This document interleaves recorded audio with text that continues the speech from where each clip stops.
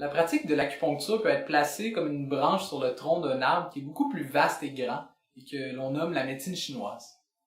Un des plus vieux textes fondateurs concernant cette médecine-là est sans aucun doute le Huangdi Neijing, le classique interne de l'Empereur Jaune, qui est encore aujourd'hui source d'études et d'inspiration, et ce même s'il date de plus de 2000 ans. La version qu'on a aujourd'hui de cette Bible canonique-là date de la dynastie Song, donc d'environ 1000 ans.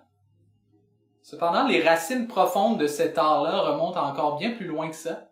On parle généralement de 3000 ans derrière, alors que certains vont jusqu'à dire 5000.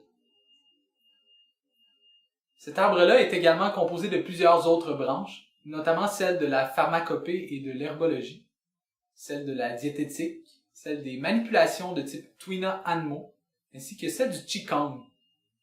Chacun de ces aspects-là mériterait nombre et nombre d'heures d'études, de présentation et de discussion. La branche même de l'acupuncture est un domaine qui est vaste en soi, qui évolue encore de nos jours et dont les outils thérapeutiques sont certes variés. Bien entendu, on utilise des aiguilles de différentes tailles et calibres, mais on utilise aussi la moxibustion qui se sert du principe de la chaleur. On utilise des ventouses, le gua sha qui se sert du principe de friction et de pression, la stimulation électrique ainsi que la technologie laser.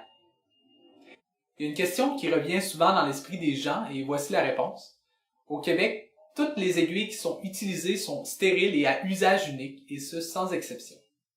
Le choix de quel instrument va être utilisé par l'acupuncteur va être décidé en fonction de l'orientation thérapeutique qu'il va décider de prendre. Celle-ci sera prise directement en lien avec le bilan énergétique établi à partir des signes et symptômes que présente la personne qui va venir le consulter. Il s'agit donc du cas par cas. La communauté chinoise a commencé à s'installer au Canada aux alentours des années 1900. De toute évidence, ceux-ci pratiquaient probablement déjà leur propre type de médecine à ce moment-là. Cependant, l'acupuncture a été démystifiée et familiarisée aux yeux du Québec quelque temps plus tard par Oscar Wexou dans la grande ville de Montréal au cours des années 60. Suite à ça, il forma plusieurs autres thérapeutes. Il fonda l'Association d'acupuncture du Québec, un centre d'études et de recherche sur le domaine et plusieurs écoles à Montréal et à Québec. Il va falloir attendre jusqu'en 1994 avant que la loi sur l'acupuncture soit adoptée et 1995 pour que l'Ordre des acupuncteurs voie le jour, plaçant ainsi directement la pratique de cette discipline sous l'autorité de l'Office des professions. Entre-temps, la loi a défini la formation et a encadré la pratique, ce qui fait que l'enseignement de cet art chinois-là s'est centralisé en un seul et unique établissement, le Collège de Rosemont à Montréal. À un niveau plus large, l'acupuncture est mondialement reconnue comme étant un moyen thérapeutique efficace et l'Organisation mondiale de la santé, l'OMS, a publié en 2003 une liste de troubles et de problématiques qui sont susceptibles de répondre favorablement au traitement à l'aiguille.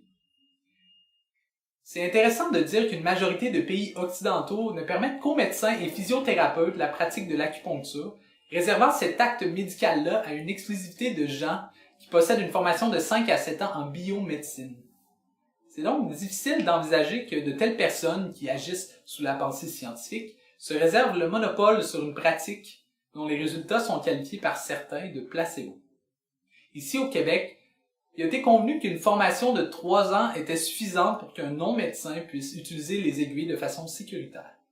L'Ordre des acupuncteurs aimerait par contre sortir de ce cadre trop étroit pour offrir et développer une approche plus intégrée des différentes modalités de pratique et d'avoir une acupuncture plus spécialisée où la recherche serait possible.